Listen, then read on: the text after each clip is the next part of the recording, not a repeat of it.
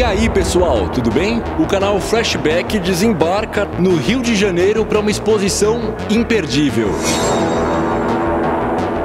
Nas asas da Panair. Eu fui da penúltima turma de pilotos admitidos na Panair em abril de 1963. Meu nome é Rodolfo da Rocha Miranda, atualmente sou diretor-presidente da Panair do Brasil.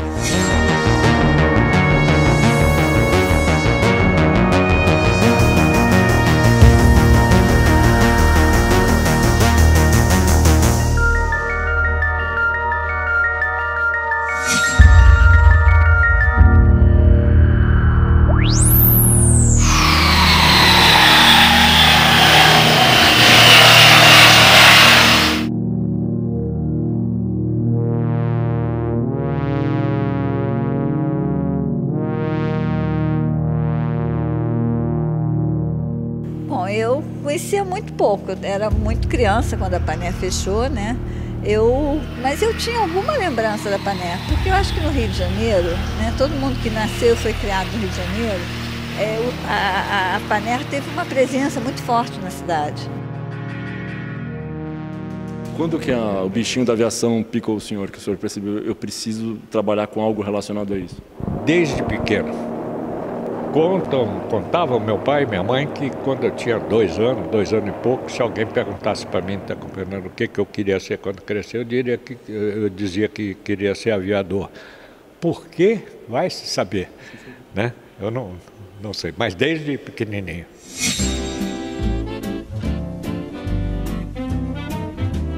A Panair do Brasil foi uma companhia iniciando suas operações na década de 30.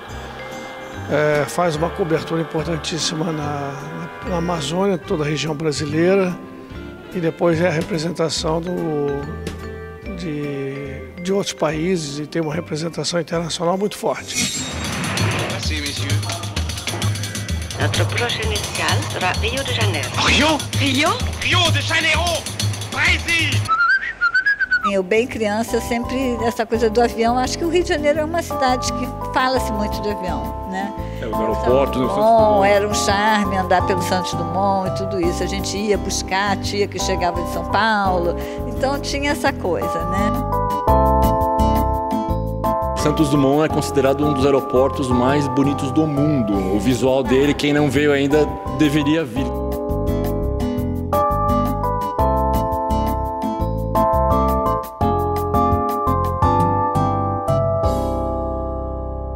Tive a sorte de conseguir ser admitido na Panair com 20 anos incompletos. Eu fui admitido como copiloto com 19 anos e completei 20 anos já voando na Panair no setor amazônico. Fui ser copiloto de Catalina, um avião anfíbio que teve uma grande operação dentro da Amazônia. A gente atendia a muitas localidades que não tinham nem pista, a gente pousava no Rio, e quando tinha pista a gente pousava em terra. Mas nós ligávamos de Belém até Iquitos, no Peru.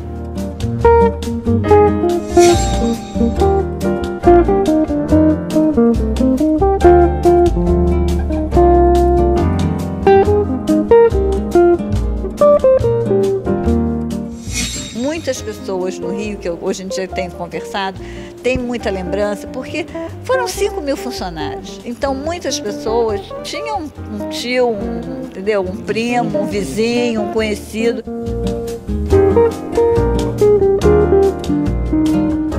Cada pessoa que doou uma peça tinha uma ficha.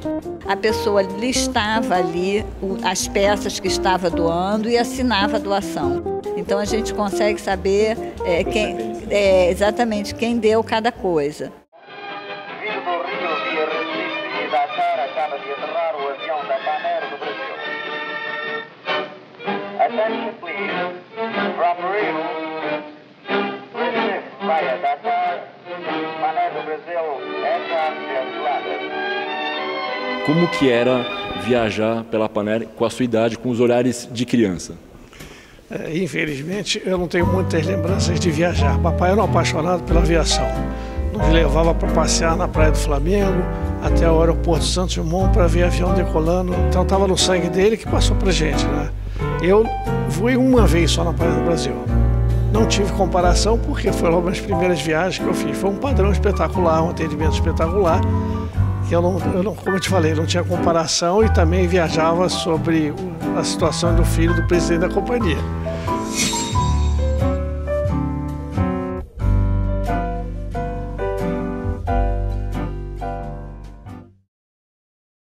Quando eu comecei a montar a exposição, eu comecei não só a ler a história da Panair, li o livro do Sasaki, eu li, inclusive comprei alguns livros de antigos funcionários que escreveram, inclusive estão ali na mostra também, né? Tem o livro da Carola, tem pelo menos 4 livros escritos, né, de pessoas que trabalharam na Panair. Comecei a ver que tinha assim, um lado afetivo muito forte. Né? Que humano, né? Humano, exatamente. Então, acabou que eu disse assim, gente, não tem sentido eu contar a história da Panair. Isso já foi feito. A própria Panair do Brasil editou um livro que conta a história da Panair. Tem o vídeo do Altberg sobre a Panair do Brasil, o documentário. Naquela noite, às 8 horas da noite, os passageiros estavam para embarcar no avião da Panair. Chega um telegrama dizendo que os aviões da Panair estão suspensos. Eu falei, gente, o que mais eu posso dizer de uma empresa tão legal, mas que já foi tanta coisa feita, eu queria fazer uma coisa diferente. E foi aí que com o contato com o material, e principalmente lendo essas memórias e conversando com algumas pessoas, eu cheguei à conclusão que a novidade que eu podia contar era justamente trazer esse lado afetivo, né? Essa coisa da memória, de como essas pessoas não esquecem a empresa. Quando a gente era admitido aqui no Rio, nós tínhamos um chamado estágio básico. Esse estágio básico tinha a finalidade de você ficar conhecendo a empresa em todos os setores, os setores. Seria o que hoje é uma integração, mais ou menos, do que se faz. Né? Exatamente. Por quê? A ideia era mostrar que todos eram responsáveis pelo produto final, entendeu? Então, desde o mais simples funcionário, está acompanhando, ao mais graduado, todos tinham esse sentimento de ser parte integrante do sistema e importante para o sistema. A Panair foi um ideal, né? Um ideal de integração nacional. Todos que trabalharam, todos que iniciaram e todos que fizeram parte dessa história estavam fazendo a integração do Brasil. A gente posava muito nos rios, entendeu? Que era a forma de atender aquelas populações ribeirinhas, levando mantimentos, levando médicos, levando remédios, jornais, enfim, fazendo a ligação delas com o restante do Brasil.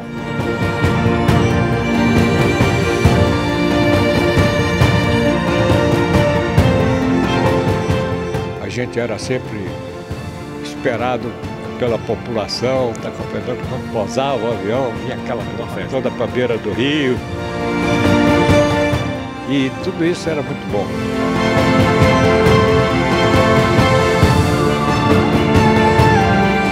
Não tinha esse isolamento todo de segurança que tem hoje. O avião pousava e era abraçado mesmo pela comunidade que cercava o avião e cumprimentava. Né? Lógico, a gente conhecia bastante gente, entendeu? E tinha outros que chegavam só para olhar, achar diferente, né? A magia da aviação, né? É fascinante. A magia é grande.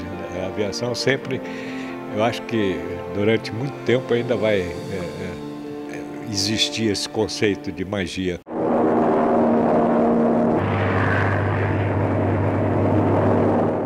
Por que num determinado momento o governo se voltou contra a Panair? O que você sabe, o que você apurou dessa história? Depois de velho, né, eu comecei a pesquisar isso mais, e foi no governo Dilma que saiu a Comissão da Verdade e uma lei de abertura de informação.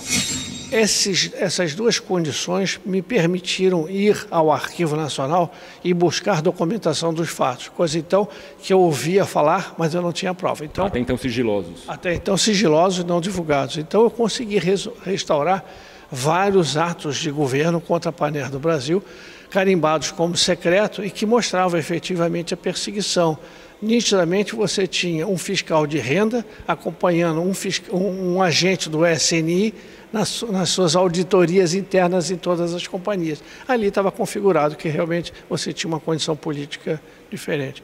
A junção de dois capitalistas que tinham só como interesse o Brasil, porém apoiavam Jânio, apoiavam Juscelino Kubitschek, mas com o objetivo de criar um Brasil melhor, foi efetivamente o fato de se tornar um possível financiador de uma volta do Juscelino ou uma volta da democratização num período militar. A companhia tinha tudo, né? Tinha patrimônio, tinha menor índice de endividamento, não tinha nenhum título protestado, tinha dinheiro em caixa, tinha fonte de receita. Essas fontes de receita também foram tomadas da empresa pelo governo. Foi fora da lei, foi fora da Constituição.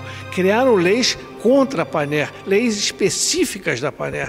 Então, a história, se você olhar pelo aspecto jurídico, é uma história de perseguição praticada através de atos arbitrários.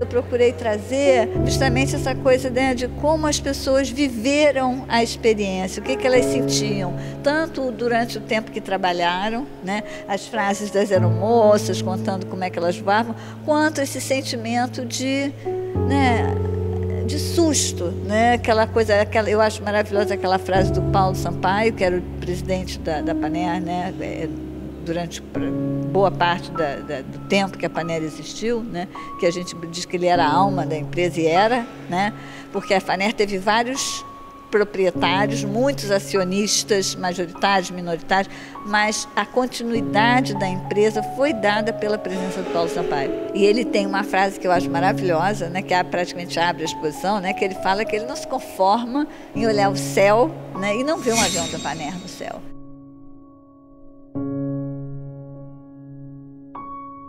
Você vê alguma possibilidade de algum retorno de operações, ainda que nesse momento não tem aviões? Porque eu acho que é o sonho de muita gente, né? Seria um espetáculo.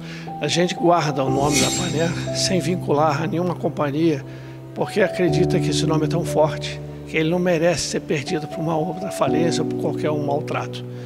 Em 96, o DAC nos chamou. Vocês não querem pegar uma companhia da Amazônia que está em situação difícil e que vocês poderiam voltar a operar e fazer o trabalho que vocês fizeram no passado? Isso que nos disse foi o DAC. Eu disse, sim, se a gente puder reverter a história da Panair e o patrimônio da Panair em benefício da aviação comercial brasileira, faremos. O nosso intuito é fortalecer a aviação comercial brasileira. E nós queremos um reconhecimento da nossa história e a volta do nosso patrimônio que vocês tiraram. E eles nunca me devolveram, nem contaram a minha história. Entendi. Nós fizemos o primeiro encontro anual de ex-funcionários em 1966, um ano após o fechamento da empresa. Eu acho que a família Panair manteve essas pessoas vivas e de alguma forma conseguiu fazer com que eles lidassem com a amargura, com o sofrimento, com a dor da perda do momento do fechamento da empresa, né? De repente um amparo mútuo, porque um sabia exatamente a dor do outro. Exatamente. Né? Então, uma coisa assim que eu descobri isso ao longo do tempo, quer dizer, todo mundo fala assim, porque a família Panair dura mais de 50 anos, como é que isso acontece? Nós vamos fazer agora em outubro o 53º encontro da família Panair. E à medida que os mais antigos foram falecendo e tal, os filhos e netos até continuaram a ter a mesma ligação com a história da empresa. A ideia de fazer a coleção da Panair surgiu no aniversário de 50 anos da família Panair, em 2016. E nesse processo eles já começaram a conversar com o Museu Histórico Nacional, porque desde o começo a ideia era trazer a coleção para o Museu Histórico.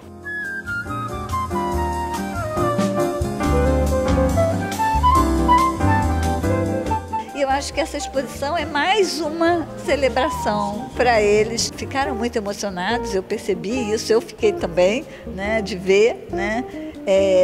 Mas tem uma alegria muito grande, né? Então eu acho que o objetivo, né, da exposição, pelo menos do meu ponto de vista, assim, da maneira como eu concebi a exposição, eu estou muito feliz com o resultado.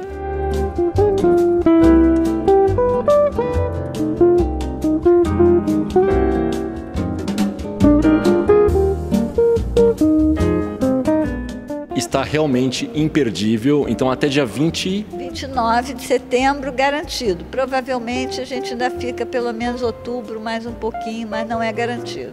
Então você que vier ao Rio de Janeiro, seja pela rodoviária, seja pelo Galeão, seja principalmente pelo Santos Dumont, tá do outro lado da avenida. É só atravessar, vem com uma mochilinha aqui, deixa guardado, vem visitar porque vale muito a pena. E é ao lado dessa relíquia, esse Douglas DC-7C que enfeitava as lojas da Panair do Brasil, que eu me despeço de você. Espero que o voo tenha sido agradável, aguardo a sua inscrição no canal e a ativação do sininho para receber as notificações de vídeos novos, bem como o seu like e o seu comentário, que também é muito importante para nós, que ajuda a dar projeção para o canal. Muito obrigado e até o nosso próximo voo de Flashback. Valeu! Todo indivíduo que quer fazer aviação como profissão deveria conhecer um pouco do que foi a Panair do Brasil. O que eu diria para qualquer brasileiro é que pense no Brasil em primeiro lugar, seja através da transporte, seja através de qualquer outra atividade.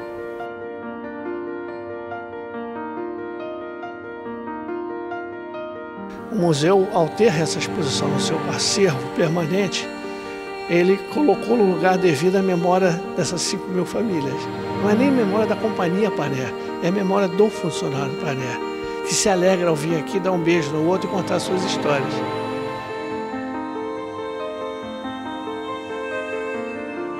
Essa é a história da Panair no Brasil.